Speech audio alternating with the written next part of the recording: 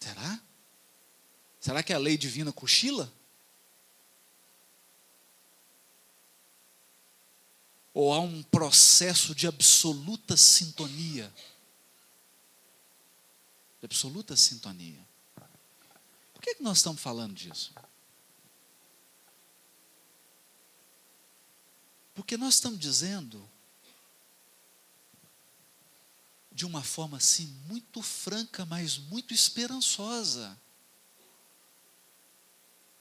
Muito franca, mas muito esperançosa. Porque a doutrina espírita é o consolador prometido. Então, se ela não nos deixa dormir, talvez se você quiser dormir, não vai ser aqui. Mas ela também não nos deixa desconsolados. Entende? O trabalho da paternidade e da maternidade se amplia. Eu passo a ver meu filho como um irmão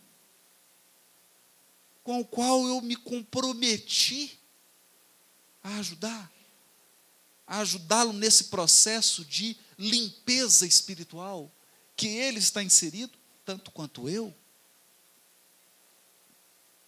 Me recordo do ano passado, quando fui a Goiás, encontrei um casal de amigos maravilhosos e tinham acabado de perder uma filha de 22 anos num acidente. Uma moça que ajudava na Federação Espírita de Goiás, que trabalhava, eu a conheci, almocei com ela num encontro, uma moça linda. Era a alegria da casa, né?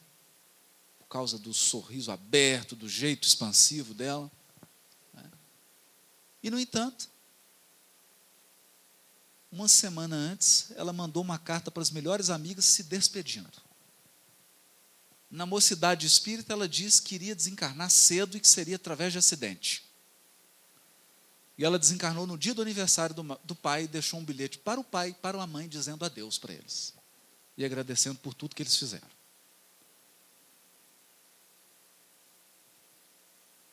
De modo que eles tinham certeza por dentro, de que ela passaria por um processo de purificação da alma. Não me perguntem o que leva um espírito a necessitar desencarnar com 22 anos. Eu não sei. Que tipo de aprendizado, o que acontece nesse choque emocional? O que isso faz cair de sujidade no perispírito? O que isso purifica a alma, eu não sei. Eu só sei que purifica. É o que eu aprendi.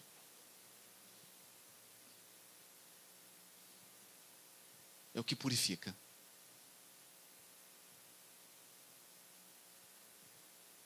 Então, nessa visão consoladora, e eles falavam, nós conversamos, estava eu e Cláudio conversando com eles, eles falavam assim, dói para sempre. Perder um filho dói para sempre. Quando que acaba a dor? Quando a gente reencontra. E eu passei a pensar nisso. Eu comecei a fazer uma reflexão comigo mesmo e perceber que eu não estava compreendendo a doutrina espírita. Sabe por quê? Porque eu estava olhando a doutrina espírita como alguém que está no berço olhando para o túmulo. Então eu estava olhando assim. Eu nasci, estou aqui, mas a morte, né? Puxa vida, a morte, a doença, isso. Eu estou olhando daqui. Talvez a perspectiva mais interessante seja essa. Eu estou aqui, dando trabalho para o Henrique que está filmando. Depois do túmulo, eu estou aqui do lado verdadeiro da vida. do lado espiritual e real, olhando para os que vêm vindo. Porque encarnar faz parte do efeito sonoro, né? Encarnar é uma viagem. É um bilhetinho que você compra. Pode olhar aí que no verso tem a volta. Mas fica tranquilo, a data está apagada. Você compra a ida e volta. Ida e volta. Então a perspectiva de quem olha aqui, se eu olhei aqui, daqui, eu penso assim, os meus amigos de Goiás vieram antes, a filha foi depois, mas ela voltou antes.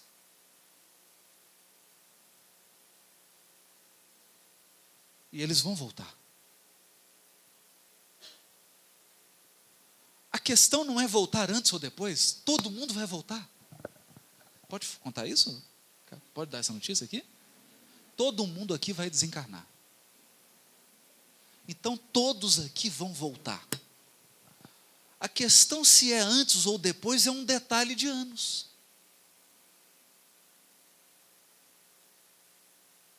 De anos. E aí nós vamos fazer igual a passagem da mulher que foi pega em adultério, né?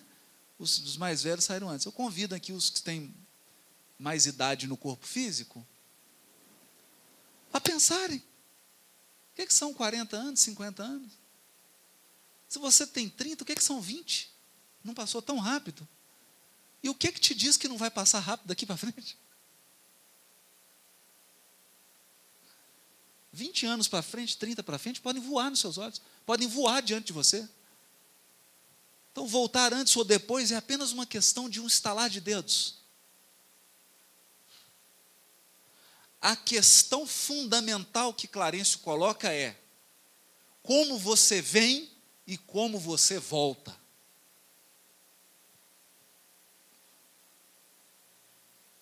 Você vai voltar. Querendo ou não querendo, gostando ou não gostando.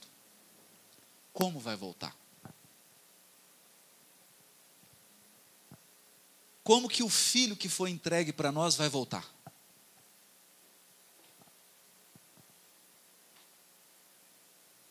Vai chegar como? Mais purificado. É o que Emmanuel está dizendo aqui. Vai voltar com maior domínio sobre si mesmo ou com maior domínio sobre os outros?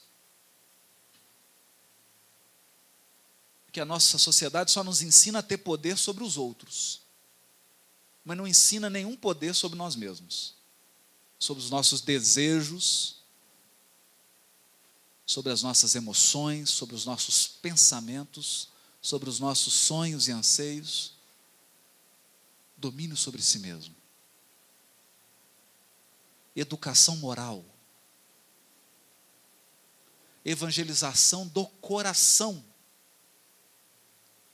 Passar a sentir, passar a ter sentimentos cristãos verdadeiros. Essa é a tarefa grandiosa da evangelização da infância. E essa é a tarefa infinita da maternidade e da paternidade. Reestruturação, formação de espíritos, para as realidades eternas, não para as realidades efêmeras. Com isso, quando nós enxergamos esses valores, o que acontece? Nós vamos desvalorizar os recursos da terra, mas que isso seria ingratidão. Desvalorizar o corpo físico, desvalorizar os recursos materiais, desvalorizar as oportunidades de trabalho e tudo que existe no mundo material é ingratidão. Porque todos os recursos estão aqui para favorecerem o nosso aprimoramento. E acreditem, por mais que pareçam enormes, os recursos que existem na Terra são um grãozinho de areia diante das riquezas do universo infinito.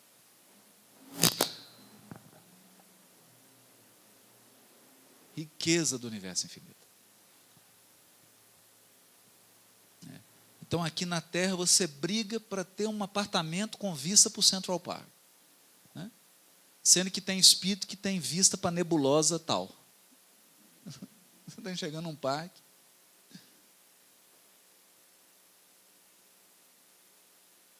Uma riqueza imensa. Mas riqueza que vai se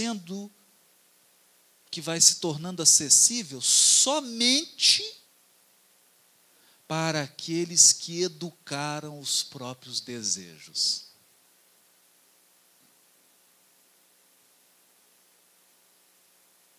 Educaram os próprios desejos. Sabem desejar e sabem satisfazer os desejos sem causar mal aos semelhantes. Sabem entender que ninguém tem primazia sobre os outros na satisfação dos desejos. Todos temos direito à felicidade, todos temos direito à espiritualidade, direito aos bens da vida. Essa é a lição de Jesus. Essa é a lição de Jesus. Por isso Chico dizia que ele ficava muito preocupado quando via crianças pequenas e os pais davam um lápis, alguma coisa para desenhar, um papel, e eles viam essas crianças rasgando numa agressividade, porque ficava preocupado que os pais não estavam percebendo o seu verdadeiro papel de educadores do espírito.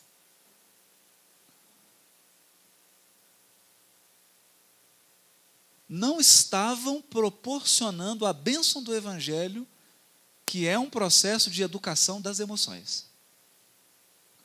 Eu disse educação das emoções, porque graças a Deus, nós já saímos dos processos religiosos de proibição.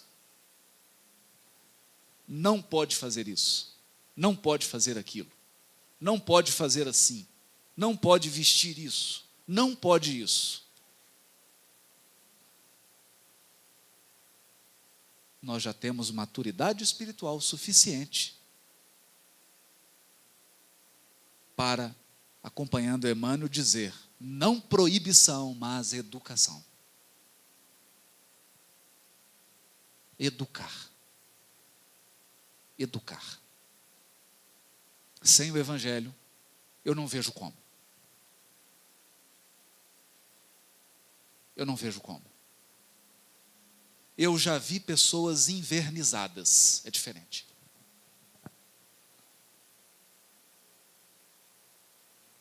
Verniz social é algo muito diferente do que evangelização da alma.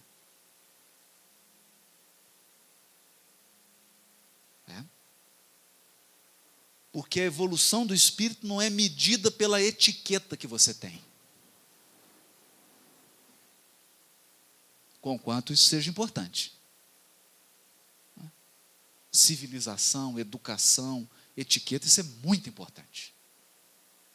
Muito importante. Esse país seria outro se tivesse um pouquinho mais. Mas não é suficiente. Não é suficiente.